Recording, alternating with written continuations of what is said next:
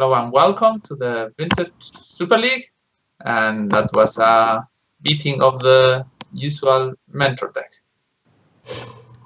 Yeah, I actually played the wrong land one turn and didn't have up Swords to Plowshares in that last game.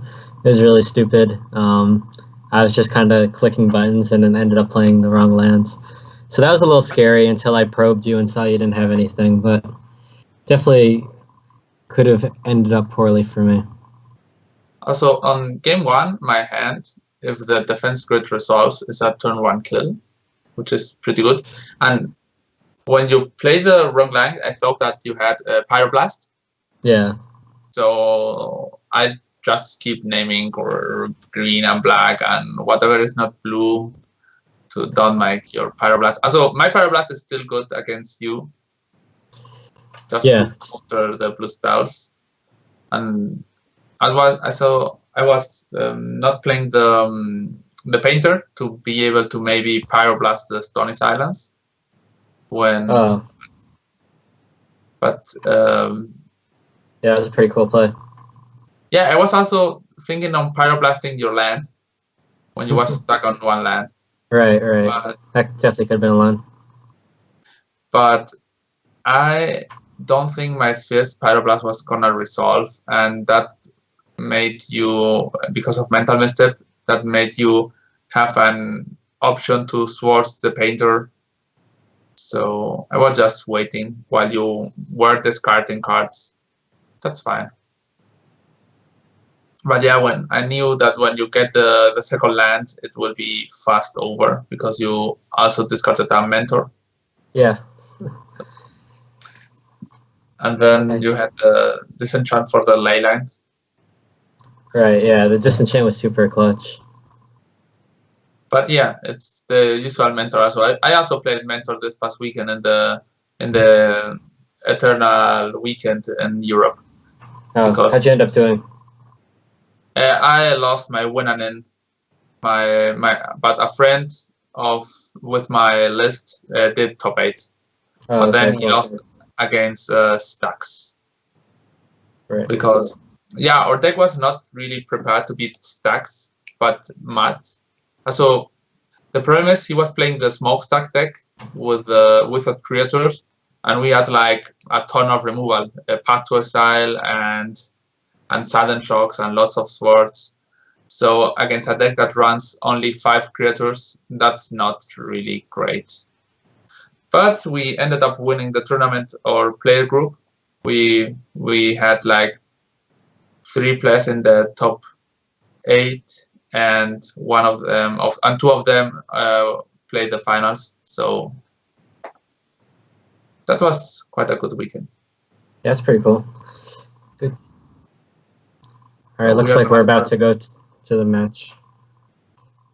Let's see what happens in this elimination match.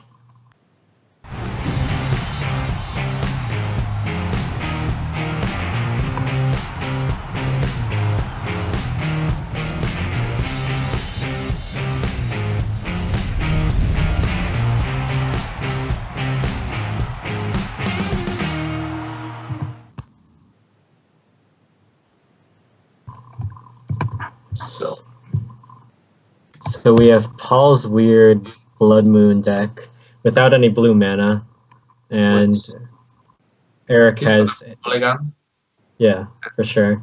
Eric has 2 Thoughtnuts here. Yeah, he's also lacking white mana, but he definitely can't mulligan with so much fast mana and payoff card and Thoughtnuts here. So, Paul's hand is good in this matchup because he knows that his recall is going to resolve, and he won't really have to worry too much about missing land drops. And plus, Blood Moon is incredibly good against Eric's deck. Basically means that Eric can't cast any more spells. He can cast Eldrassis if he has Mana Crypt, and he can cast white spells if he draws Lotus or Moxpearl. Lotus or Moxpearl. Yeah, but it definitely reduces the number of spells he could play if he's even able to draw one of those artifacts.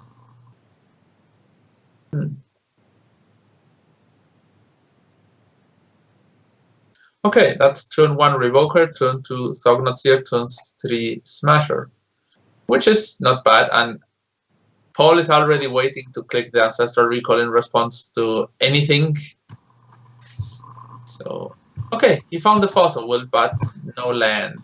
Yes, this is going to be very awkward. At least he could pitch that Consecrated Sphinx that he's not going to be casting anytime soon. He pitched the Misstep because, yeah, I think Eric has like 0 CMC1 in his deck. Okay, he has the Sol Ring. Yeah, very few though. So yeah, that makes sense. Maybe the Sphinx. The Sphinx is a good blocker if he gets to draw lands.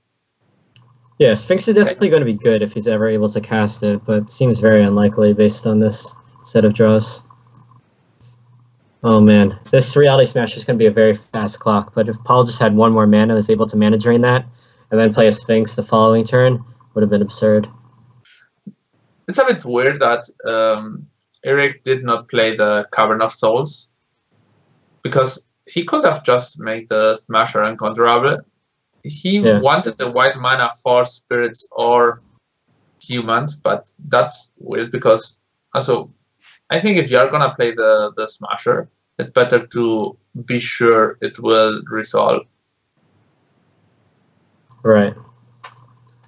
Yeah, maybe he misclicked it.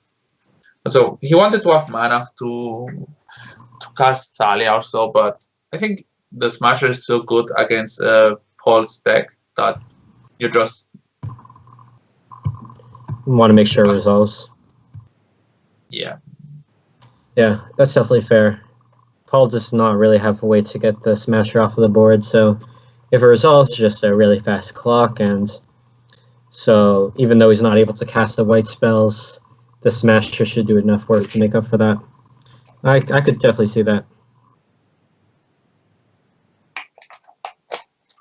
And so now I see that Eric Paul's deck is a bit soft against Eldrazi. I think that he's like the Eldrazi player, so he will think that Eric will play Matt, but not Eldrazi. Yeah. Yeah, Paul's deck was obviously not designed with Eldrazi in mind, but this could definitely be a fatal flaw in his deck building strategy for this particular week.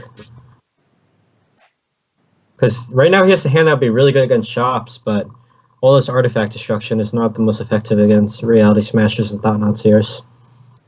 Although Eric's hand has one of those Eldrazi hands where you just have a lot of mana sources but not a lot of payoff. I think it's good enough to keep, but I've not played a lot with this deck, so not 100% sure. It's possible Eric's supposed to ship just because he doesn't really have enough going on, but there's just so... It's good. Yeah, there's just so many good draws in this deck that just instantly make this hand fantastic. Also, every hand that you can play something on turn 1, it's more or less fine. Yeah. But I'm still not sure. So Paul is thinking if he mulligans, so maybe Eric is gonna mulligan. Yeah. If he would have had one spell instead of any other lands, that's not the plains. But he kept, yeah, I think. Oh. That's cool. He can Smasher. Turn 1 Smasher?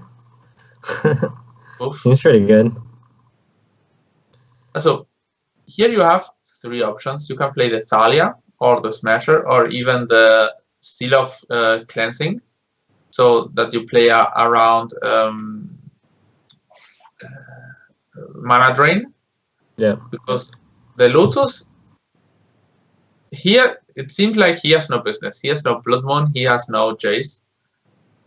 So I will put Paul on mana drain here. Yeah, from our side, it's easy to say just play Smasher, Eric, because we just know he has nothing. But from Eric's side, playing Smasher is very risky because you're going to be investing so many resources in it. And Paul has not only Force of Will, but like you were saying, mana drain. So definitely not the easiest play from Eric's perspective, but if he wants to go for the highest reward play, then he's just going to play the Smasher here and get very, very rewarded. But it's definitely not an easy call to make, and I think it might not even be the correct play. He can play turn 1 Thalia and Seal of Cleansing. Okay. Oh, he's just going for it. Wow. And this is going to work out so well for him. I guess Paul's best draw right now is Jace. Jace will delay it for 1 turn by bouncing it. I guess he has Consecrated Sphinx too, which could be a really good draw, but there's not a lot of them left in Paul's deck with this Smasher on the board. Yeah, that was definitely not one of them. Sudden Shock has to have a lot of health to take down that Smasher. I was thinking of playing a blue-red control deck, not like Paul's, a bit different, but the problem is that the red cards right now, apart from Pyroblast, are so bad because Sudden Shock is okay, but Lightning is not good anymore. Right. And playing cards like Sudden Shock and Lightning Bolt against Eldrazi is so bad. Yeah, for sure. It's definitely a metagame call. Yeah, sure. He just got punished by not playing Eldrazi by itself. Yeah. I was pretty sure he was gonna play White Eldrazi. I was not, but definitely a good call on your end. I guess he tends to play whatever has been doing well recently. I wasn't even aware of this tournament that White Eldrazi won, but here we are. I should start paying more attention to the vintage events coverage. Yeah, so if you keep playing Mentor, it's just a really powerful deck. So, yeah, sure. Wow, Eric didn't even play his Thalia there, or either of his creatures. I mean, it worked out well for him because Paul ended up having the Elemental, but it's definitely a tough call to make.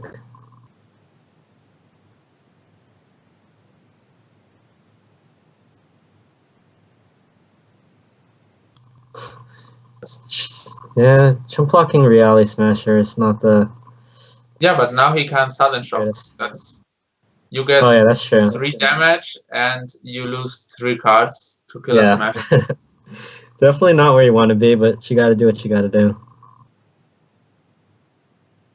And so if he draws a... Okay, I think Paul has no outs now. Yeah, well, that was a beating.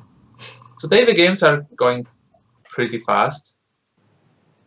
We have not had any long blue mirrors, like Mentors stacking triggers over triggers. Right. Which was... So, I don't know who plays now. I have it here. Let's see. So, it looks like you're going to play against Paul. I'm going to play against Paul. So, okay, yeah, because you play Eric in the last round. That's true. So, we see us in the next round. Let's see if I can mill some opponents. All right, good luck. Thank you.